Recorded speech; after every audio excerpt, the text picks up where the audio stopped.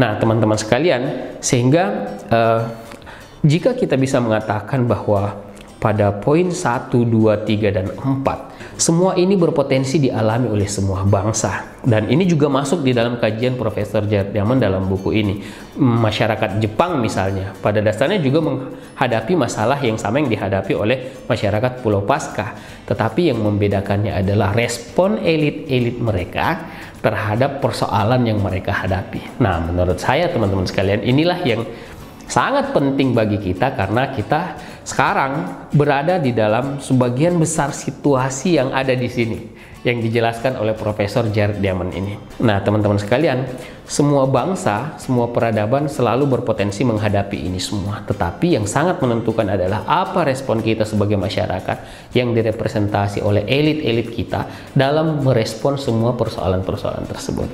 Nah, teman-teman sekalian, di dalam buku ini Profesor Jared Diamond menjelaskan bahwa mengapa ada masyarakat atau elit-elit dalam sebuah peradaban yang merespon dengan baik semua persoalan yang mereka hadapi itu, sehingga mereka bisa tetap survive sebagai sebuah peradaban bahkan semakin maju seperti bangsa Jepang. Termasuk dalam buku ini kajiannya adalah termasuk keberhasilan orang-orang di Papua Nugini, padahal punya persoalan berat yang sama beratnya dengan peradaban-peradaban lain yang dijelaskan sebelumnya. Dan mengapa ada yang gagal sehingga dia runtuh. Nah, teman-teman sekalian, dalam buku ini Profesor Jared Diamond menjelaskan ada 4 alasan mengapa respon elit sebuah masyarakat atau sebuah peradaban itu berbeda-beda.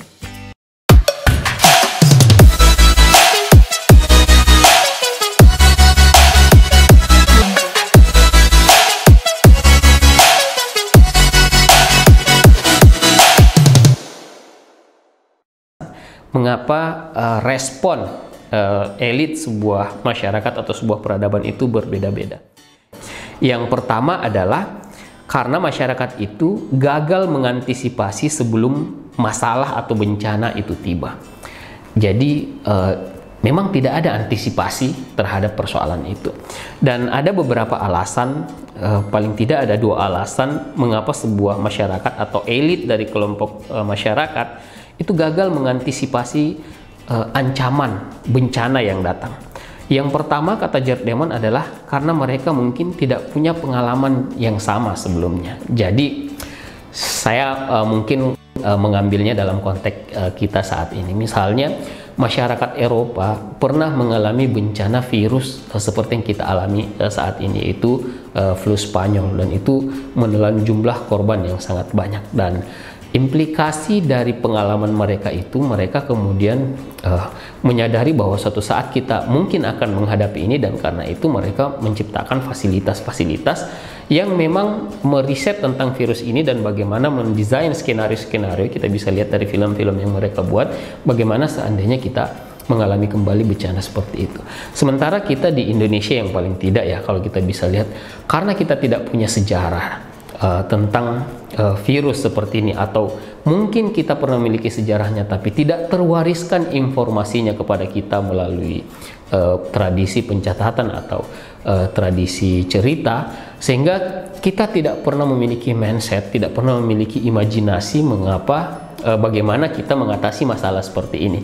Dan itu sebabnya teman-teman, saya kira salah satu respon yang paling buruk yang kita dapatkan dari elit-elit kita di awal pandemi ini muncul adalah ketika mereka mengabaikannya, karena memang kita tidak punya pengalaman menghadapi persoalan seperti ini. Itu satu contoh, dan itu juga terlihat dari peradaban-peradaban yang runtuh yang diteliti oleh Profesor Jared Diamond. Nah, kemungkinan yang kedua kenapa kita gagal, sebuah masyarakat atau peradaban gagal mengantisipasi sebuah bencana yang datang adalah karena mereka menggunakan penalaran analogi yang salah, yaitu mereka menggunakan asumsi yang sama untuk persoalan yang berbeda. Jadi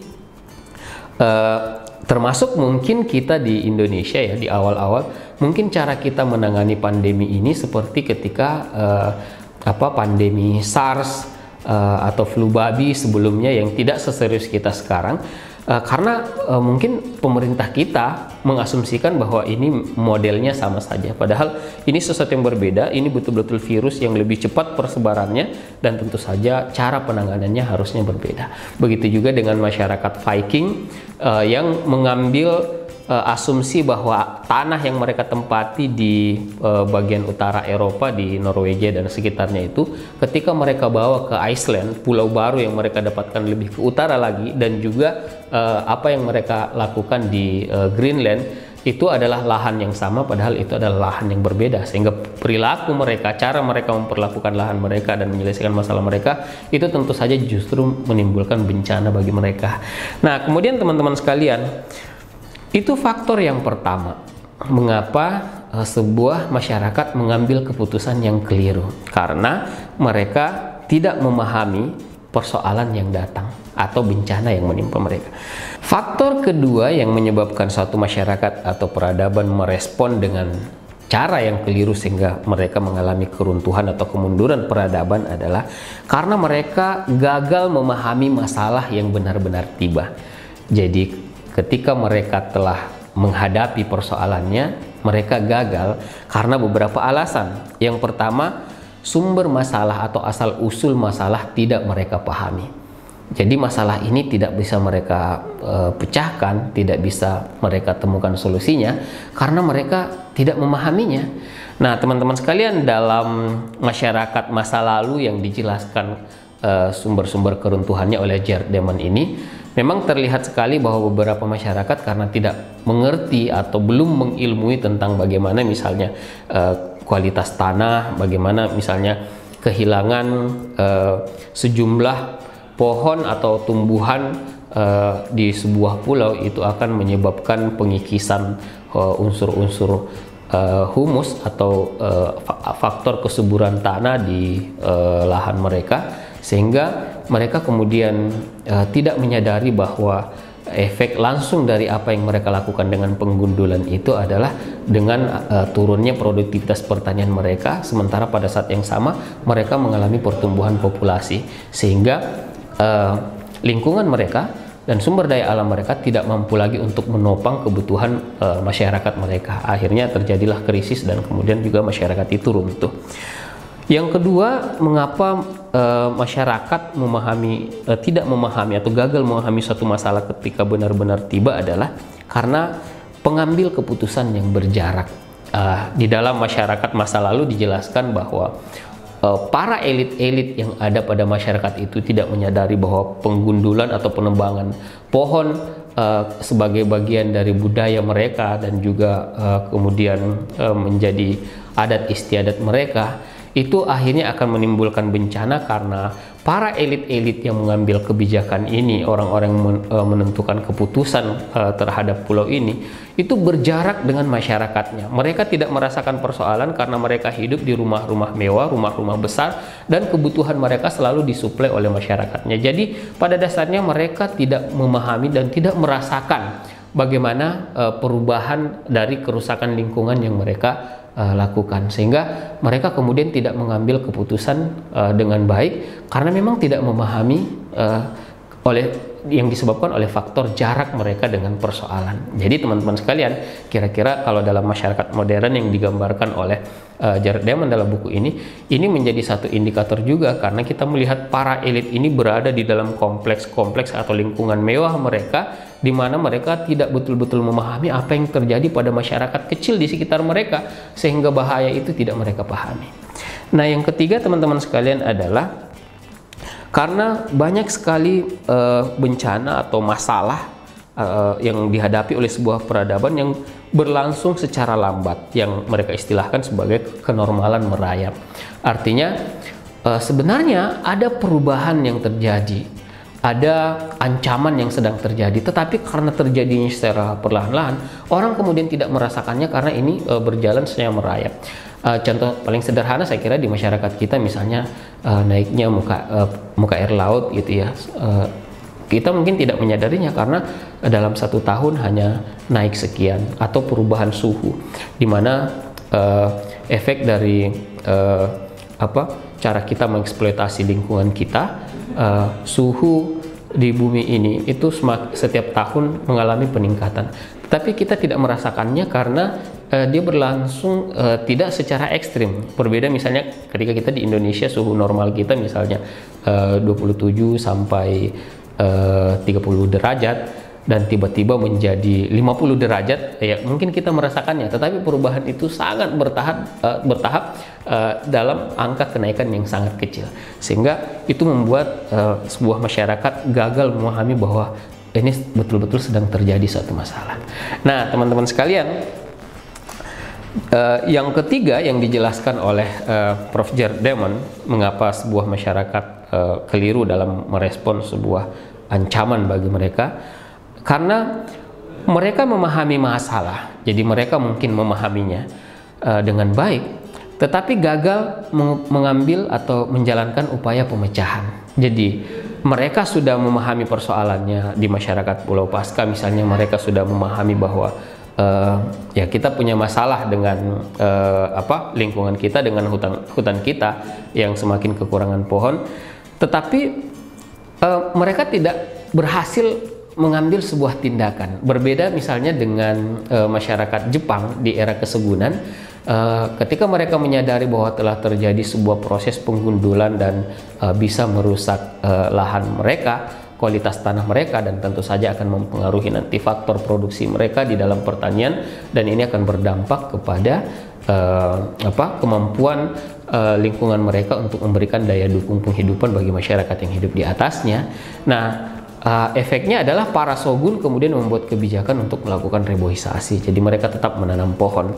Nah, teman-teman sekalian, hal ini tidak dilakukan oleh sebagian masyarakat yang runtuh ini. Elit-elit pengambil kebijakannya tidak melakukannya karena paling tidak ada dua alasan. Yang pertama adalah perilaku rasional, dan yang kedua adalah perilaku irasional. Jadi ada beberapa kemungkinan dari perilaku rasional. Yang pertama dan paling utama adalah kepentingan jangka pendek. Jadi para elit-elit ini lebih mementingkan dirinya sendiri, egois. Karena itu mereka tidak mengambil antisipasi yang mungkin dalam jangka pendek memang merugikan diri mereka atau tidak membuat mereka mengalami keuntungan, tetapi dalam jangka panjang sebenarnya bisa melindungi masyarakat mereka. Nah, perilaku rasional inilah yang dialami oleh para elit-elit, para pengambil keputusan, sehingga mereka melihat situasi itu dan mengambil keuntungan dari situasi tersebut. Dan itu adalah kepentingan jangka pendek mereka, tetapi mengorbankan kepentingan mereka dalam jangka panjang. Kira-kira moto mereka adalah yang penting baik bagiku atau bagus bagiku, tidak peduli bagi yang lain. Padahal teman-teman sekalian, dalam jangka panjang keputusan yang mereka ambil atau cara mereka menyelesaikan persoalan itu justru menimbulkan bencana untuk keseluruhannya termasuk mereka. Nah, kemudian perilaku rasional yang lain adalah logika tindakan kolektif. Ya, mungkin sebagian orang menyadari bahwa ini ada sebuah persoalan yang datang, tetapi orang-orang yang bersuara dalam situasi seperti ini justru biasanya dianggap aneh gitu ya, oleh kerumunan. Karena itu mereka kemudian lebih cenderung mengikuti logika kolektif. Jadi kalau masyarakat misalnya, contoh nih, cara pengambilan ikan dengan menggunakan bom misalnya, ya kan? Ini tentu saja merusak habitat ekosistem yang ada di laut.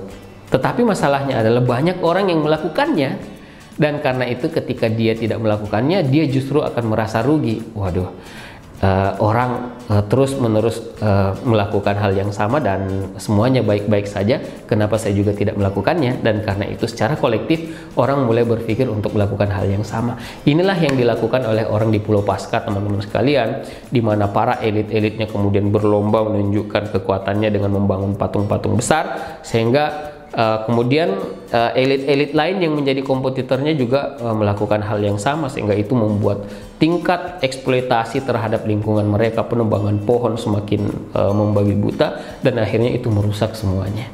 Nah, kemudian juga yang kedua ada perilaku rasional, dan salah satu yang cukup berkontribusi terhadap perilaku irasional ini adalah benturan nilai. Jadi ada nilai-nilai yang hidup di masyarakat yang membuat orang sulit mereka sulit untuk mengambil keputusan-keputusan yang rasional berdasarkan masalah itu. Ya kira-kira kita bisa melihatlah dalam masyarakat kita ini bagaimana mereka menghadapi pandemi gitu ya, dan sebagian orang justru dipengaruhi oleh faktor nilai-nilai yang mereka anut. Mereka ini bersikeras di dalam kesalahan, tidak peduli dengan fakta sains, tidak peduli dengan pendapat para saintis, karena ada keyakinan-keyakinan mereka yang tertanam di dalam diri mereka yang membuat mereka tidak akan mengambil tindakan yang rasional. Nah, ini salah satu yang berkontribusi terhadap perilaku irasional. Jadi tidak ada penjelasan, tetapi hanya karena keyakinan mereka saja, maka mereka rela untuk tidak mengambil tindakan untuk sebuah ancaman yang sudah jelas-jelas nyata di hadapan mata mereka. Juga perilaku irasional yang lain adalah karena mereka tidak menyukai siapa yang pertama kali menggagas solusi atau yang menyadari masalahnya. Jadi dalam sebuah masyarakat yang mengalami konflik, kadang-kadang karena orang-orang tertentu dianggap sebagai orang yang tidak bisa dipercaya, meskipun pada dasarnya dia benar dengan indikasi-indikasi sains atau berdasarkan keahlian mereka menyatakan ini sebuah ancaman, tetapi karena yang bersangkutan adalah orang yang tidak dipercaya oleh komunitas masyarakat ini, maka mereka juga tidak mengambil tindakan gitu ya. Jadi ya kadang-kadang muncul ya ide konspiratif gitu ya, wah ini orang konspirasi nih. Nah juga ada psikologi kerumunan teman-teman sekalian, dan juga ada penyangkalan psikologis. Psikologi kerumunan itu sudahlah, kalau orang ini tidak aware, ya saya juga tidak aware.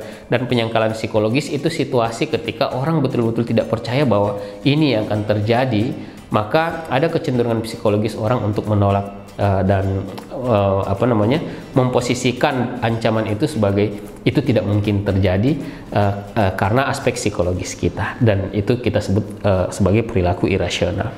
Nah, yang keempat teman-teman sekalian, yang kemungkinan menyebabkan sebuah masyarakat keliru merespon sebuah tantangan sehingga menghancurkan peradaban mereka adalah karena mereka sudah memahami masalahnya, juga memecahkan masalahnya, tapi tetap gagal. Jadi masalah sudah dipahami, mereka sudah mengambil keputusan, tetapi memang keputusannya itu membawa mereka ke arah kegagalan. Karena ya apapun keputusan pasti implikasinya dua, bisa jadi itu berhasil, tapi bisa jadi juga gagal. Nah teman-teman, beberapa hal menurut Jared Diamond yang bisa membuat situasi seperti ini adalah karena memang persoalan tersebut di luar kemampuan mereka.